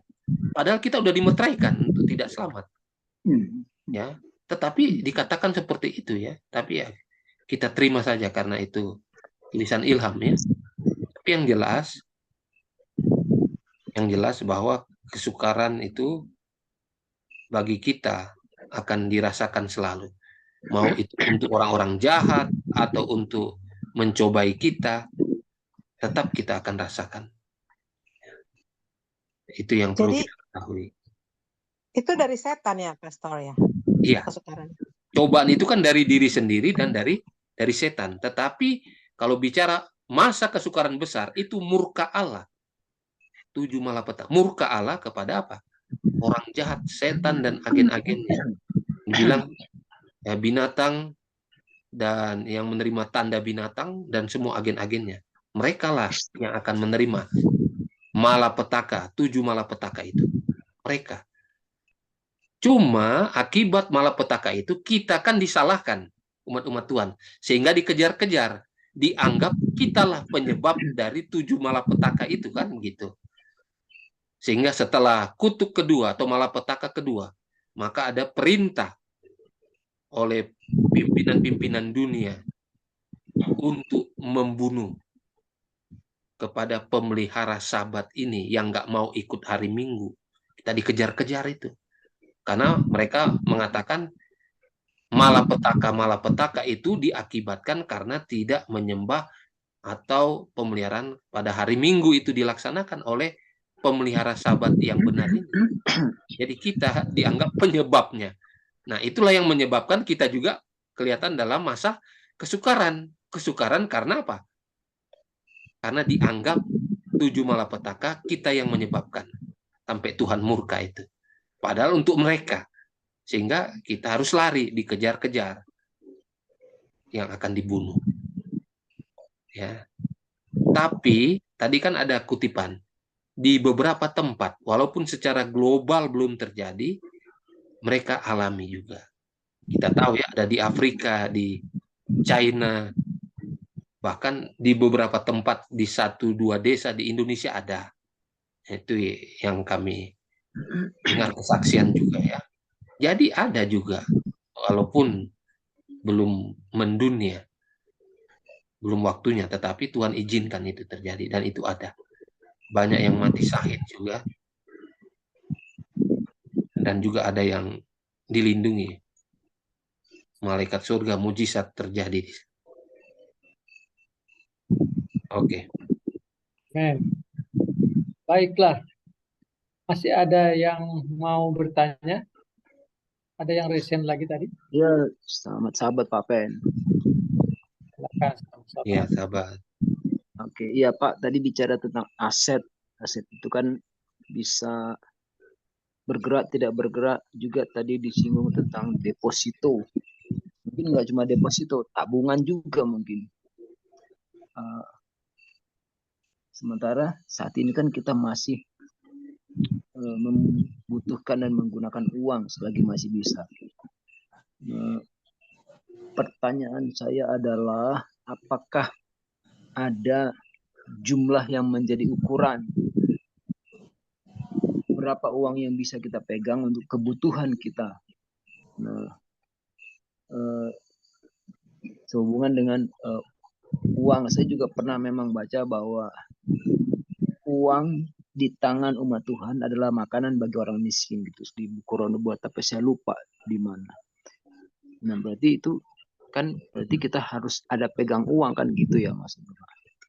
Nah satu hal yang saya sedang gunakan dengan uang ini adalah ketika saya bekerja di ladang, saya mengajak orang-orang yang ya katakanlah dia miskin tapi mau bekerja walaupun kerjanya nggak kuat-kuat amat, kemudian ya saya bayar gajinya seperti yang biasa dan kemudian saya tambahkan. Nah di waktu istirahat nanti kami ngobrol-ngobrol, ya kadang-kadang masuklah ke firman Tuhan begitu. Jadi ya menurut pikiran saya kita masih butuh uang saat ini untuk menolong mereka. Tapi yang menjadi pertanyaan saya yang paling penting adalah dengan jumlahnya. Pak, kira-kira apakah ada jumlah yang menjadi ukuran, oh segini yang kamu bisa pegang, atau gimana caranya Pak Pendeta? Itu pertanyaan saya, mudah-mudahan bisa dipahami. Silakan Pastor, pertanyaannya bagus sekali. Baik ya, terima kasih ya. Kalau secara normal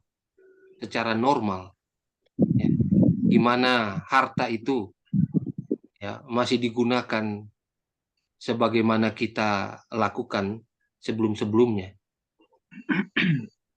Dalam tulisan para nabi dan bapa itu dikatakan bangsa Israel dia gunakan sampai 33%. Itu persepuluhan, persembahan, ya, sukarela, miskin, kas miskin, sampai 33%, minimal 25%. Sisanya itu untuk kebutuhan kita dan pekerjaan yang berhubungan dengan penginjilan kalau kita aplikasikan sekarang. Nah, itu dikembalikan kepada masing-masing kita, bagaimana kita mengelolanya. Ya. Kita tahu itu ya. Saya pribadi, saya tahu kalau dia nilainya misalnya 5, itu untuk kita. Lebih dari itu ada maksud Tuhan. Ini apa ya? Maka Tuhan akan jawab, oh ini. Oh ada orang yang membutuhkan di sana. Oh ini untuk penginjilan khusus. Jadi saya tidak berprinsip seperti orang-orang lain yang memiliki harta banyak lalu disimpannya secara khusus. Ya, tidak. Saya punya prinsip apa yang firman Tuhan Roh Nubuat katakan, ya, kita mencukupkan dengan apa yang ada pada kita yang diberikan Tuhan. Karena kami ya bulanan itu yang dikelola. Kalau sampai ada kelebihan dari itu, ada maksud Tuhan yang lebih besar lagi untuk dijalankannya. Jadi kita harus bijaksana dan tentunya kita bertanya kepada Tuhan. Ya. Seberapa yang dibutuhkan oleh kita dan juga dibagi-bagi untuk kebutuhan amal ya, istilahnya amal ini untuk kas miskin, ada untuk gereja, untuk penginjilan, ya, untuk kebutuhan kita. Yang dibilang kebutuhan kita kalau kita keluarga ada anak-anak sekolah dan lain sebagainya ya. Tentunya kita tahu semua itu. Oke, kita tahu. Jadi untuk patokan nilainya berapa tidak demikian. Tetapi persentase dari situ kita bisa nilai, ketahui ya. Jadi karena kita hidup di zaman akhir ini, maka kita sebenarnya mengarah kepada apa?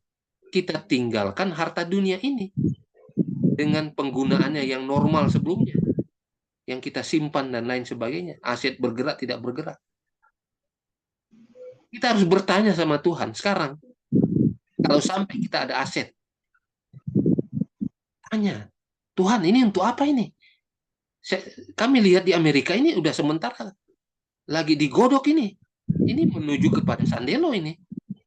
Kita harus lihat juga nubuatan itu.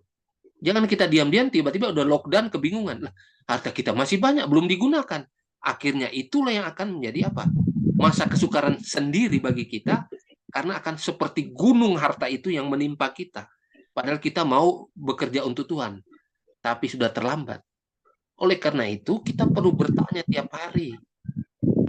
Jangan sampai terlambat. Ya, jangan sampai terlambat. Ini yang bahaya, ini harta ini. Karena dibilang mamon, mamon itu kan jadi kayak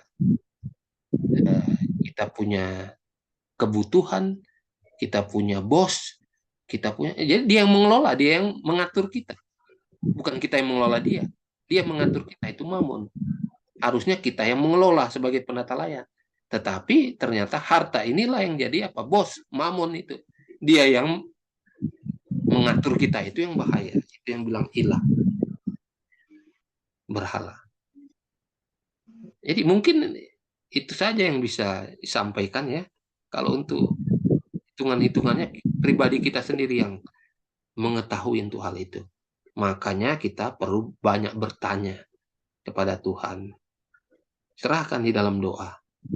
Kita jujur, kita mau berniat untuk menjalankan semuanya. Oke. Baik. Ada lagi yang bertanya di chat ini, Pastor, menarik ini bagi yang ada usaha hotel atau penginapan. Pertanyaannya dari Saudara Ju Mongkau ya. Pertanyaan seperti ini. Kesukaran ini berlaku terhadap usaha kita masing-masing. Pertanyaan saya adalah, apa solusi untuk orang yang mau buka usaha hotel?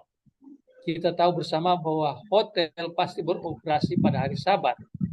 Tapi orang yang mau buka hotel ini katakan hari Sabat itu free bagi tamu, tidak bayar, gratis. Tapi pengaruhnya kepada resepsionis, apa baik atau tidak untuk orang Advent buka usaha begini? Karena ini pasti masalah untuk kedepannya. Baik atau tidak usaha ini. Silakan, Pastor. Jadi saudara-saudara sekalian, ya, kita sudah tahu secara prinsip ya, masalah Sabat itu apa? Terganggu. Harusnya kita tinggalkan itu hotel. Ya. Kecuali kita itu diwariskan untuk melanjutkan. Itu kan beda dengan kita baru buka. Ya. Saya pribadi tidak anjurkan kalau kita baru buka. Melanjutkan ini juga perlu banyak pergumulan, bertanya sama Tuhan. Tidak sembarang. Ya. Saya tahu banyak orang-orang tertentu yang punya bisnis dalam hal penginapan, ya, hotel, villa, dan lain sebagainya. Saya tahu. Tapi kalau kita punya komitmen, ya, hari Sabat misalnya digratiskan, lalu kita khususkan untuk penginjilan pada saat itu, dan lain sebagainya, ya Tuhan pasti buka jalan. Yang penting kita punya komitmen untuk itu. Misi kita adalah bukan nyari duit, tapi nyari jiwa. Sedangkan yang lain itu cuma apa? Tambahan saja. Tapi yang utama adalah apa? Bagaimana memenangkan tamu-tamu ini. Kita siapkan traktat, lalu ada ibadah-ibadah. Ya. Ada satu hotel, saya tahu anggota Advent punya, ya, dia menggratiskan hari Sabat dengan catatan harus ikut ibadah. Kalau nggak mau, silahkan, jangan datang ke sini. Kan cuma simple saja sebenarnya. Tetapi itu misi dia, komitmen dia. Dan banyak orang yang apa? Mau ikut aja ibadah, cuma duduk saja. Awalnya juga cuma duduk-duduk. Tetapi Roh Kudus bekerja dan ada yang bertobat. Akhirnya dibaptis juga, menerima kebenaran itu. Nah ini contoh. Kita komitmen, misi kita adalah untuk memuliakan Tuhan. Menjangkau orang-orang yang belum terjangkau ini. Kalau kita punya niat, Tuhan akan bantu kita dengan metode-metode yang mungkin aneh, baru. Tetapi itu yang Tuhan berikan. Bagaimana menjangkau mereka, membawa pekabaran itu. Ya. Ada seperti itu. Jadi kalau kita punya misi untuk menjangkau jiwa dengan membebaskan hari Sabat itu untuk tidak bayar, justru kita membawa mereka supaya mengikut kita beribadah semua, termasuk pegawai-pegawainya ibadah semua. Nah, itu yang terbaik. Tuhan akan berkati itu. Ya, Tuhan akan berkati. Jadi selalu bertanya kepada Tuhan kan. Tuhan itu kan baik. Dia akan berikan jalan keluar. Yang penting misi kita bukan mencari untung jasmani, tetapi keuntungan rohani untuk menyelamatkan orang lain. Bagaimana dengan bisnis itu? Nah, mungkin itu yang bisa sampaikan. Baik, terima kasih. Apakah masih ada yang mau bertanya? Kita masih ada waktu kalau bagi yang mau bertanya. Ada yang Ada. raise? Silakan. Ada. Silakan. Ya, apakah ini benar apa salah nih menghadapi ya namanya beragama ya, kasih ini.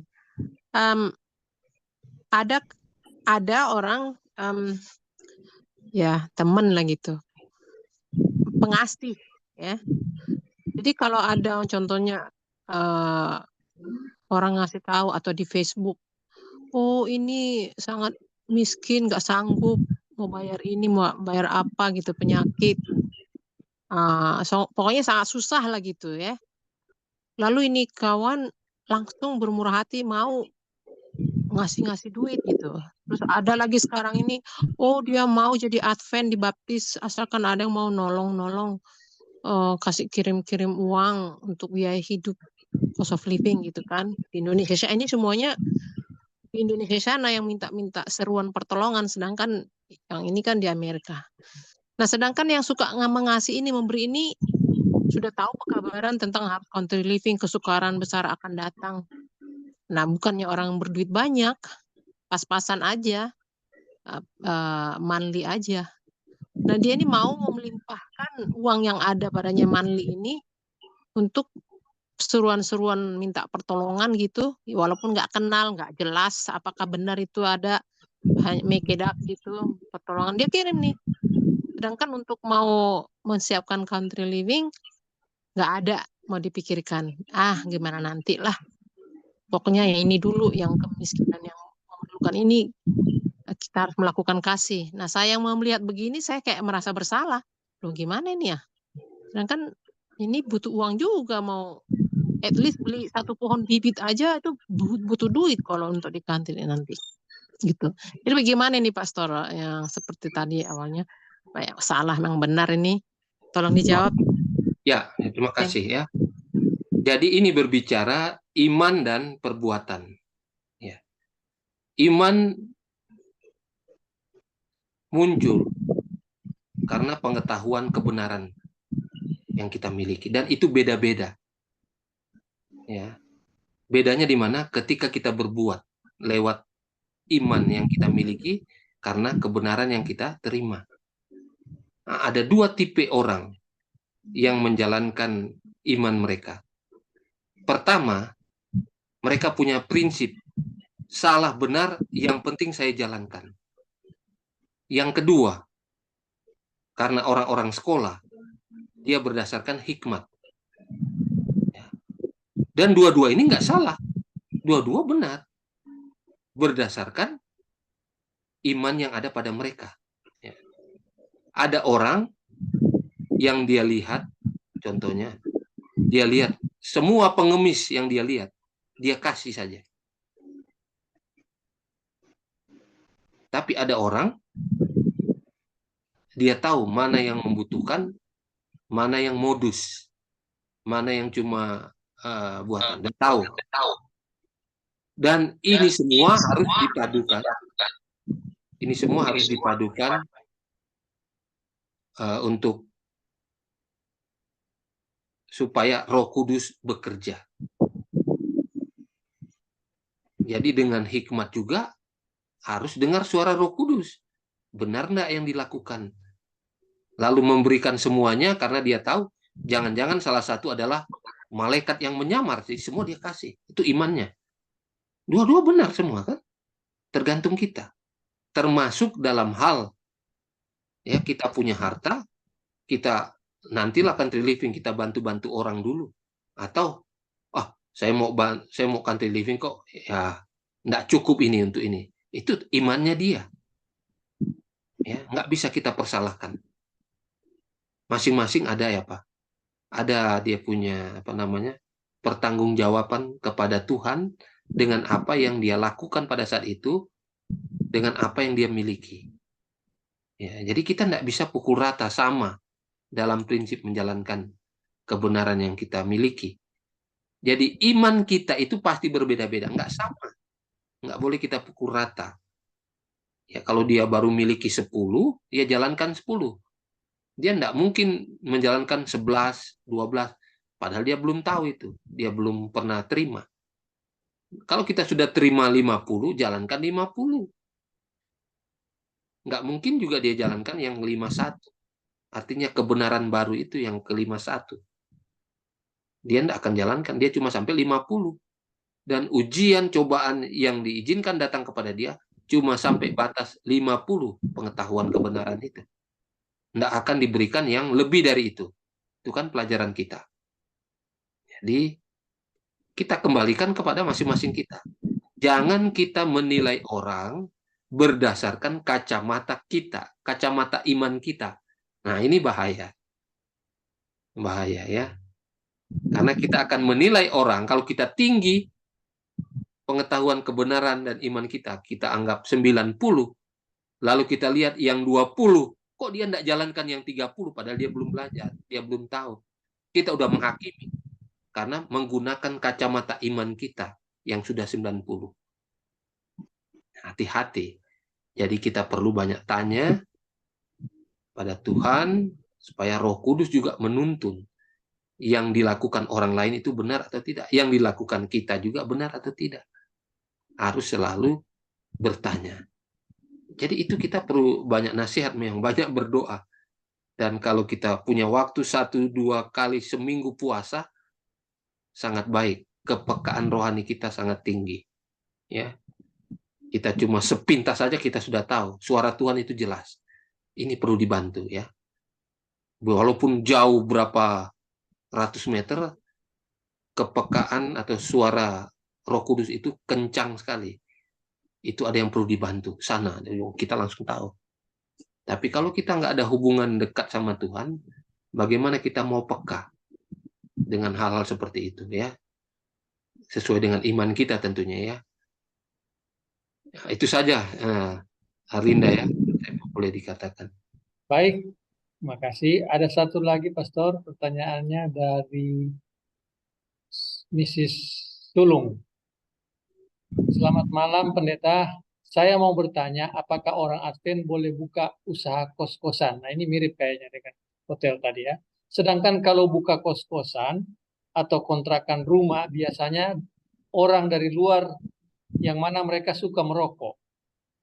Apakah kita sebagai orang Advent yang melihat hal ini biasa-biasa saja, yang mana orang merokok sama halnya kita berdosa menerima uang mereka, sedangkan kita sendiri tidak menegur mereka atau bagaimana? Nah ini mengenai kos-kosan.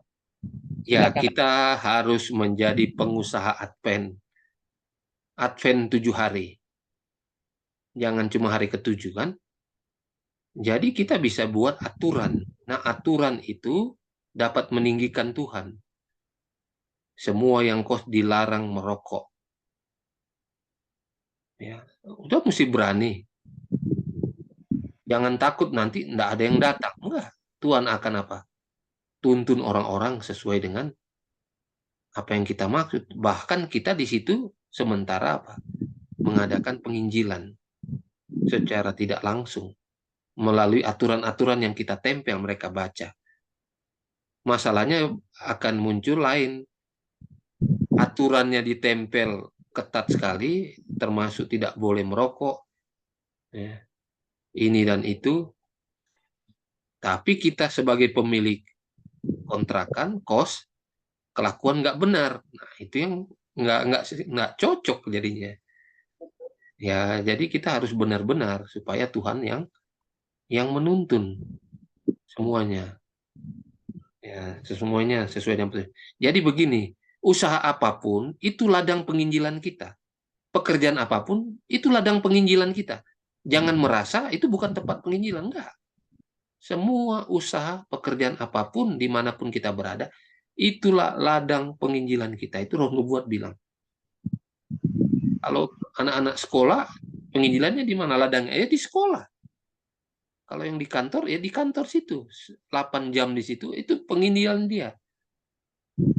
Kalau dia guru, itu penginjilannya sama murid-murid. Guru-guru yang lain, dan lain sebagainya. Inilah yang harus kita, jadi kita bicara yang idealis, artinya sesuai dengan petunjuk Tuhan. Walaupun dalam prakteknya, tentu kita nggak sama. Ya, sedikit demi sedikit, ada yang udah berani, ada yang baru mulai. Ya. Jadi, itu yang bisa disampaikan. Jadilah pengusaha Advent 7 hari ya. Jadi menunjukkan kita. Termasuk kita harus bilang, makanan haram dilarang. Tidak boleh merokok, minuman keras. Ini dilarang ini. Kalau bisa, kami masih Advent hari ke-7. Harus kasih tahu 7 hari. Nggak boleh ini, itu. Dan hari Sabtu, ya, sebagai pengusaha Advent, hari Sabtu gratis. Ya, karena kami ibadah, melakukan kebajikan. Ya, syukur-syukur kalau mereka mau ikut ibadah juga, kan gitu. Memang sasarannya kita menginjil semua, usaha apapun. Harus seperti itu. Bukan sekedar mencari keuntungan jasmani. Oke, saya rasa begitu ya. Amin.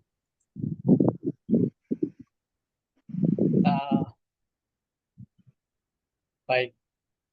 Apakah masih ada lagi yang mau bertanya? Kalau sudah tidak ada, saya pikir ini semua sudah terjawab ini pertanyaannya malam hari ini. Syukurlah kalau sudah paham akan jawaban-jawaban yang sudah disampaikan. Saya pikir sangat baik sekali pertanyaan pada malam hari ini, pertanyaan-pertanyaan yang sudah disampaikan, membuka pikiran kita supaya kita lebih fokus pada penginjilan ya, penginjilan. Masih ada lagi? Kalau sudah tidak ada, saya pikir jamnya juga sudah mau berakhir. Tentunya kita akan akhiri saja. Sudah tinggal beberapa menit lagi akan berakhir. Saya sangat berterima kasih atas pertanyaan-pertanyaan yang sudah sampaikan dan juga jawaban yang sudah disampaikan. Disyukur pada Tuhan kita sudah mengikuti akan pekabaran sejak awal sampai pada akhirnya ini pada menjelang penutupan malam hari ini. Tentunya kita sudah diberkati oleh Tuhan dengan pekabaran-pekabaran yang indah. Terima kasih Pastor Tilaar yang sudah menyampaikan pekabaran yang begitu indah. Saudara-saudara semua yang sudah bergabung bersama-sama, kami sangat menghargai akan kehadiran saudara-saudara, bahkan partisipasi saudara-saudara dalam memberikan pertanyaan juga. Kami sangat menghargai Saudara Simpson yang sudah memberikan lagu pujian dan doa. Terima kasih. Dan saatnya kita akan mendengar closing statement dari Pastor sekaligus nanti doa tutup. Silakan Pastor. Baik saudara-saudara sekalian, oleh karena setiap saat ya setan selalu mencobai kita dan dia selalu membuat masa kesukaran, penderitaan, cobaan yang ada, yang datang. Oleh karena itu, kita harus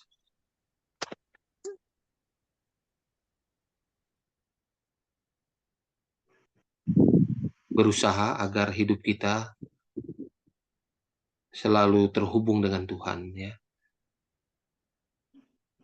3 hal yang harus kita lakukan supaya setan tidak ada celah untuk mencobai kita.